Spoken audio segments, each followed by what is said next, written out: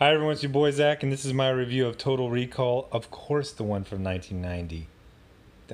No, the 2012 version is never. No, oh gosh, no.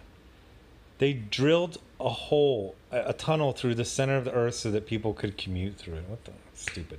Anyway, so I saw Total Recall in the theaters. It was, I think between like junior and senior year, and I liked it. I liked it a lot. It was a good, solid, fun movie. I have no idea if I've ever seen it all the way through since then, 30 years ago. But I just rewatched it last night, and it was freaking phenomenal. I was literally like stopping and like texting friends about it. It's like, have you seen Total Recall? They're like, oh yeah, I love it. I was like, why don't we talk about this more? So, Total Recall is a Hollywood bastardization of a Philip K. Dick story that nobody's ever read. Whatever. It's about this concept of a recall where they can implant false memories. Basically, give you a fake vacation. I mean, if they wanted to be more grim but realistic, it's like, how would you like to have had a happy childhood? But I guess with vacations, they're more standardized. I'm sure that exists in that universe where they could do that. So Arnold plays the least convincing construction worker ever. I don't know why he just seems so off. And Arnold actually did construction kind of construction. Supposedly when he was a bodybuilder, him and Franco Columbu, they had a business called Pumping Bricks, where they would like knock down it doesn't sound like they built much, but they would just knock stuff down. I feel like that's kind of like a grandpa's tale. I'm sure they did that for like 2 weekends just to have the story. I don't know why he's so unconvincing as a construction worker. It's like ridiculous. But he's a construction worker who's dreamed of going to Mars, and his weirdly too hot wife, Sharon Stone. By the way, we have lost so much. We have lost so much. Every woman that is supposed to be hot in this movie is like stupidly hot. Like, I was even texting my friends. I was like, the women in this movie are unnecessarily hot. Like, yeah, I know she's a spy keeping tabs on Hauser as Quaid. So if you hire an attractive woman, it'll be more convincing. But I mean, like, she just looks great in freaking like every shot. Like, they got the Secretariat recall. There's all these like you don't need to be this attractive for this role, but it was the filmed in the late '80s, released in 1990.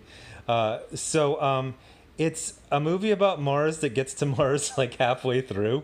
Weirdly enough, it's very satisfying. The funny thing is that when they finally go to Mars, they just cut to him landing there. It feels like there should be some scenes on the flight over, but there aren't. So he wants to get a vacation of Mars.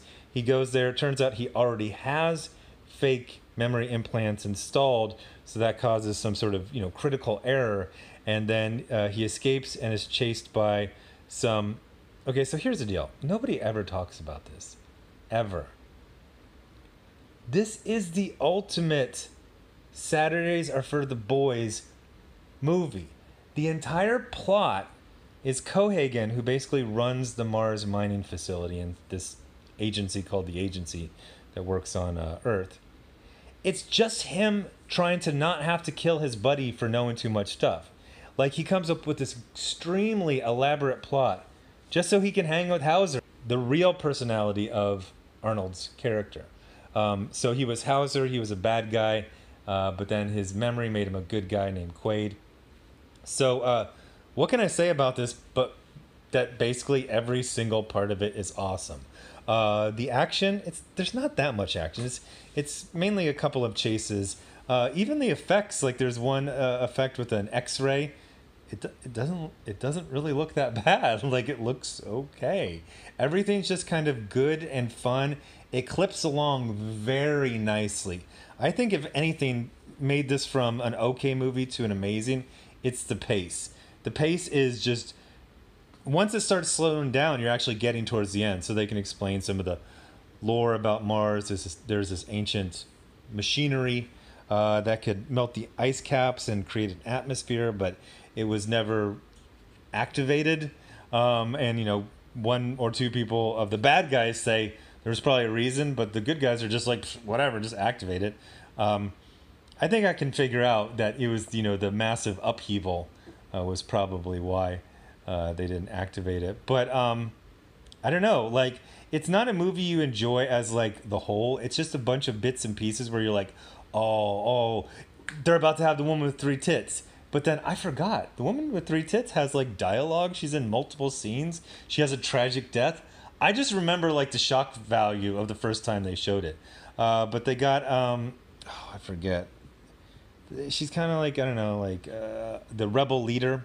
Well, there's 2 rebel leaders, but one is an ex of Hauser, and then ends up falling in love with Quaid. And then there's Kuato. Oh my gosh. People who haven't even seen Total Recall know about Kuato. So there's no CGI. Actually, no, there's a little bit of CGI on like the advertisements for going to Mars. But it's practical effects and it's rubber monsters. So Kuato is like a puppet of this mutant growing out of a guy's chest. And totally works. Even when it doesn't work, it works because it's fun. Like, this is a movie designed to be fun. If it's fun, it works. So yeah, the mutants, when they have one normal eyeball and one mutant eyeball, the mutant eyeball never moves to match the other one. It just stays looking forward. Stuff like that. But great fun, great villains. Got Ronnie Cox from RoboCop as Cohagen. Names are really important, and if you don't get names correctly the first time, you basically never get them. But, you know, Arnold playing, you know, Quaid and Hauser, those are great names. Cohagen is a great name. Ridley Scott would have like borderline tortured you with, is this a dream? Is it real? Is it a dream? It's real. But at one point, somebody comes and basically almost convinces Quaid, Arnold, that he's actually in a dream. And he brings up, isn't it an incredible coincidence that everything you asked for your dream to be ended up happening in real life? And the only thing that gets Arnold from effectively, you know, falling for it is that the guy trying to trick him gets nervous, probably because Arnold's waving a gun in his face the entire time, and he gets a little flop sweat that runs down the side. Obviously, if, you know, most likely if he was telling the truth, that wouldn't have happened. So many good character moments, funny bits, stupid shit that's so stupid it doesn't even bother you. It's just funny. Like in Johnny Cab, he rips the Johnny Cab out of the floor, but the cab still works. And there's a little, whatever, nothing matters. It's stupid. I especially like when the Johnny Cab, like when Arnold skips out on the fair, the Johnny Cab runs itself into a wall at like 10 miles per hour and then explodes. And then the bad guys are like, we just got a report of an explosion in the Barrens. And that's what leads them to Arnold. I will say one thing that always bothered me. At one point, Arnold goes through Mars Customs with his old lady suit, with this, you know, helmet that looks like a fat lady's head. And then it starts malfunctioning, and he doesn't really handle it that well. He just kind of backs up against the wall and starts freaking out.